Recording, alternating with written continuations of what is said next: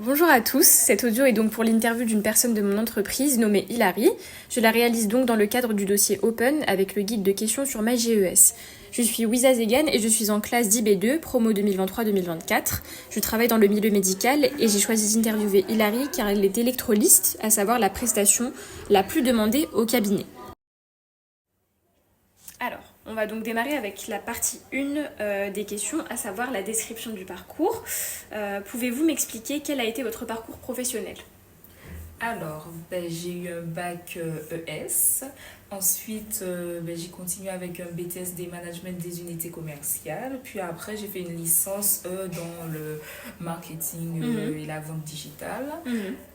Ensuite, j'ai fait une reconversion. J'ai fait un CAP esthétique parce que finalement, je voulais devenir esthéticienne. Et puis, j'ai fait une formation spécialisée en électrique. Et puis voilà, je suis devenue électroliste. Ok. Et du coup, ça vous plaît maintenant ? Oui, ça me plaît beaucoup. Ok. Depuis combien de temps exercez-vous ce métier ? Ça fait déjà 3 ans. Ok. Exercez-vous un métier en rapport avec vos études ? Oui, parce que c'est la continuité du CAP esthétique. Oui, au final.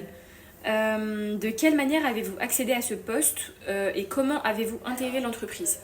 Alors, le monde de l'électrolyse, c'est tout petit, donc on se connaît assez tous. Et puis, j'avais une ancienne collègue qui m'avait parlé du docteur Bensari qui recherchait une électrolyse. Et puis voilà, j'ai candidaté. Et puis voilà, ça s'est fait. Donc, ça a été relativement simple ? Voilà. Oui, on dira que oui, puisque il n'y en a pas des masses des électrolystes. Donc, oui. D'accord. Alors, donc maintenant on va passer à la partie 2, qui est la description du métier ainsi que des missions confiées. Pouvez-vous nous présenter votre métier ainsi que votre entreprise ? Au revoir. Alors, je travaille dans un cabinet médical dans le 16e. Donc mon métier, en quoi il consiste, j'accompagne plusieurs femmes pour de l'épilation définitive. Donc moi, ce n'est pas du laser, mais c'est une technique qui est de l'électrique, de l'épilation définitive grâce à une aiguille. Voilà, on envoie une onde de chaleur et on désolidarise le poil. Voilà. D'accord. Et c'est un traitement de 2 ans en moyenne. Voilà. Quel est votre rôle dans l'entreprise et quelles sont les missions qui vous sont confiées ? Comme je vous ai dit, mon rôle, c'est d'accompagner toutes ces femmes et hommes quelquefois qu'ils puissent suivre leur traitement correctement. Voilà, m'assurer du bon fonctionnement du cabinet. C'est tout, c'est relativement simple. D'accord. Êtes-vous amené à vous déplacer en France ou à l'étranger ? Non, pour le coup, non. C'est très fixe. D'accord. Êtes-vous amené à travailler avec d'autres services de votre entreprise ? Non, non plus. Pas particulièrement. Non. Quels sont selon vous les aspects positifs de ce métier, ce qui rend votre travail plaisant, voire passionnant ? D'aider beaucoup de personnes. Surtout les personnes qui souffrent de troubles hormonaux. Donc voilà. Est-ce que le contact humain aussi, c'est très important pour moi. J'adore ça. Oui. Ça rend le métier plus facile ? Oui, ça rend le métier plus facile. Oui. Et au contraire, est-ce qu'il y a des points négatifs ? À chaud, j'en vois pas. Par exemple, vous mentionnez souvent le fait que par exemple sur les grands créneaux, ça fait assez mal au dos. Ah oui, alors oui. Ouais. Au cervical, si les postures elles sont pas évidentes, donc souvent les cervicales, un peu les yeux, on fixe beaucoup. Et voilà, ce serait surtout les positions, les longs temps, oui, c'est assez compliqué, oui. Est-ce que du coup, quand on a des problèmes de vue assez poussés, ça empêche le métier ou alors même avec des lunettes, ça va un peu... Non, ça gêne pas du tout, même avec les lunettes, c'est possible. Et puis, on complète avec la loupe. Oui. Ok. Y a-t-il des contraintes auxquelles vous êtes régulièrement confrontés ?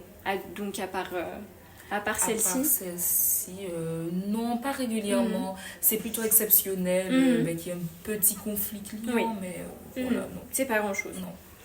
On va donc passer maintenant à la troisième partie, donc les qualités ainsi que les compétences requises. Donc comme le titre le dit, quelles sont les qualités requises pour exercer votre profession ? Je pense beaucoup d'empathie. D'empathie et de la patience, oui, je pense. D'accord. Quelles sont les compétences clés de votre métier ?